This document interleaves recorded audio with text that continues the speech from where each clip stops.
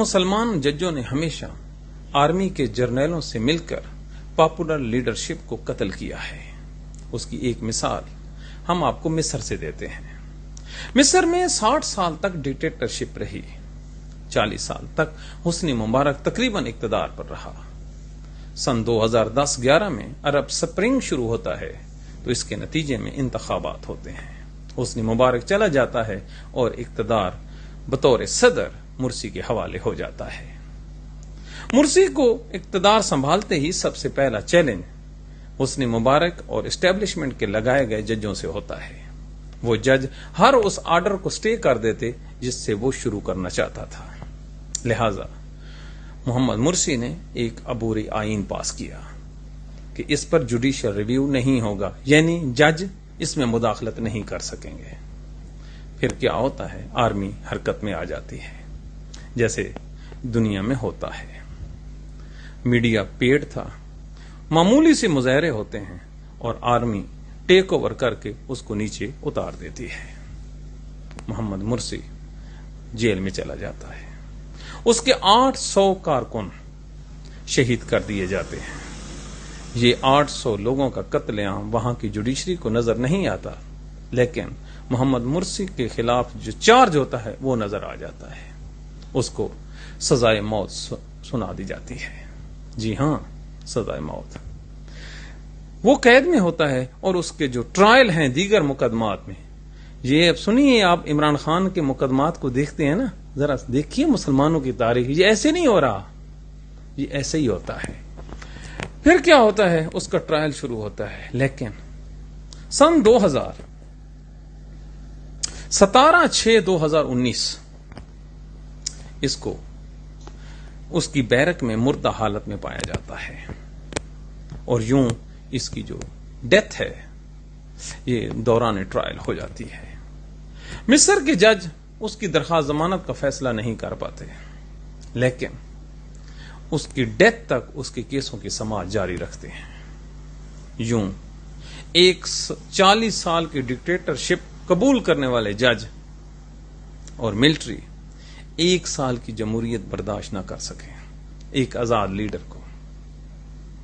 آج پھر وہاں پر وہی ڈکٹیٹرشپ ہے، اور اسی سیریا مصر نے غزہ کے ارد گرد اپنی باڑ لگا رکھی ہے کہ کوئی فلسطینی امداد کے لیے، پانی لینے کے لیے مصر نہ آ سکے۔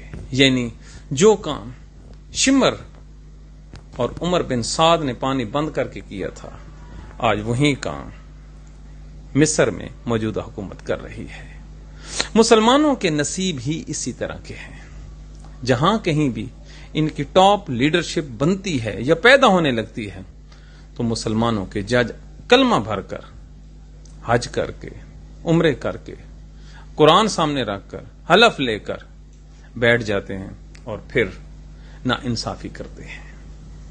ہمارا قطعاً مقصد اس کا کمپیرزن پاکستان سے نہیں ہے، لیکن اگر کوئی کرنا چاہے تو اس میں حرج بھی نہیں ہے، کیونکہ ایک ایک لفظ تاریخ میں پرویا ہوا ہے، اور کوئی چیلنج کرے ہم اس کا چیلنج قبول کریں گے۔ پاکستانیوں، آپ کا ایک لیڈر عمران خان جیل میں ہے، وہ بھی انصاف کا منتظر ہے۔ دیکھیے اس کا اڈیالہ جیل سے تابوت باہر آتا ہے، یا پاکستانیوں کو پاکستانی ججوں سے عمران خان کے حق میں انصاف ہوتا نظر آتا ہے۔ ہمیں تو نظر نہیں آتا، آپ کو نظر آتا ہو تو کامنٹ کر دیجئے۔ پاکستان سے پیار کیجئے، پاکستان کا خیال رکھیے۔ ہم اس لیے بولتے ہیں کہ اللہ کے حضور نے ہمیں حکم دیا ہے کہ آواز اٹھاؤ۔ اپنی دعاؤں میں یاد رکھیے۔ Thank you. سب دا سجن سب دا یار، 5 کروڑ عوام دا پیار، قیدی نمبر 804 وردیاں وال لیو، انصاف کرو۔ او قوم نو جین دا ول سمجھایا، ستی قوم نو خان جگایا، قوم نو جین دا ول سمجھایا، ستی قوم نو خان جگایا، आलमी दुनिया होई हैरान कीता शान नबी दा बयान एह पक्का मुसलमान दुनिया वालड़ियो इंसाफ करो वे अमरीका तू सफर आया खान ने हक दा लम लहराया तुसी कराया दम तमाद बनया झगड़े दी बुनियाद हूं ॾींदा मुल्क बर्बाद वर्दियां वालड़ियो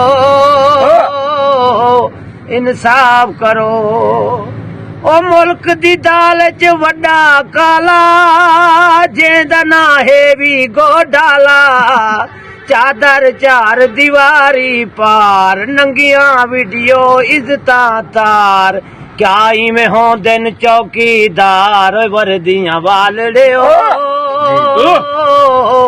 इंसाफ करो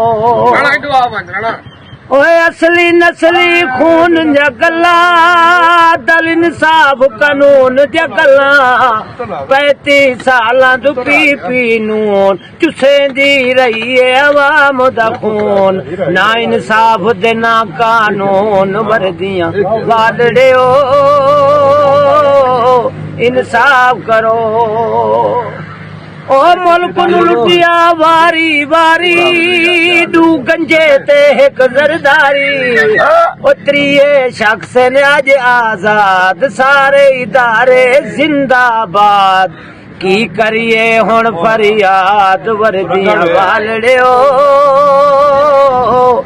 इंसाफ करो शेर को बंद कर कुत्ते मारन पंजे एक डंदल ते डून गंजे गली गली विच इहो शोर सिंध दे डाकू पंजाब दे चोर एक चोर उतू मुंह जोर वर्दियां वालड़ियो